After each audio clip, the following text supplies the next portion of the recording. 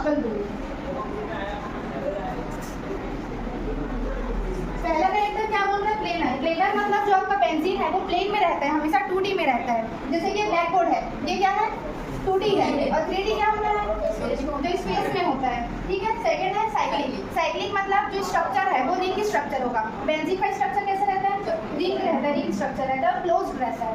उसके बाद चौथा कॉन्जुगेटेड। कोई बताएगा कॉन्जुगेटेड? कॉन्जुगेटेड क्या होता है? जैसे कि बेंजीन रिंग है, तो इसमें जो ये डबल बॉन्ड फिर सिंगल बॉन्ड अल्टरनेट में होना चाहिए, तभी वो क्या होगा? कॉन्जुगेटेड होगा। और उसी कंपाउंड को हम क्या बोलेंगे? एरोमेटिक बोलेंगे। चौथा है हकल रूल। हकल रूल क्या है हमारा? 4n+2 pi electron. इसमें पहले n कैसे निकालते हैं वो बताती हूँ मैं। बेंजीन में कितने कार्बन है? 1 2 3 4 5 6, वो यहाँ लिख दिया हम लोग। उसके बाद 2 इस तरफ चले जाएगा तो क्या हो जाएगा? 6 से माइनस। उसके बाद कितना आएगा आंसर? 4।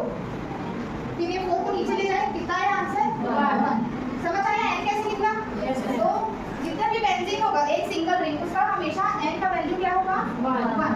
और अगर डबल रिंग रहा तो उसका बेंजीन का n का वैल्यू होगा 2। ठीक है। अब मैं इसका बता रही हूँ कैसे निकालते हैं। ये फॉर्मूला बुक की है। 4n कितना है बेंजीन का? जब हम लोग पेरियोबॉटनी पढ़ेंगे, जीवाश्म पढ़ेंगे, तब समझ आएगा कि अगर एल्गी बने हैं तो उनमें जो है कैसे जीवाश्म का मतलब बना। ठीक है। एल्गी का जीवाश्म कैसे बना वो जीवाश्म दिखाएंगे। और जब हम क्या बोलते हैं ईरा के बारे में पढ़ेंगे, महाकाल पर जैसे कि 5 ईरा बताया गया है, तो उसमें कौन से ईरा में किसकी उत्पत्ति हुई है उसके बारे में अगर हम पढ़ेंगे तो हमें समझ आएगा कि एल्गी की उत्पत्ति कब हुई, फंजाई की उत्पत्ति कब हुई, टेरिडोफाइटा जिंको एंजियो की उत्पत्ति कब हुई। सबसे पहले हम लोग बात करते हैं कि हम टेरिडो को क्यों लेते हैं। एल्गी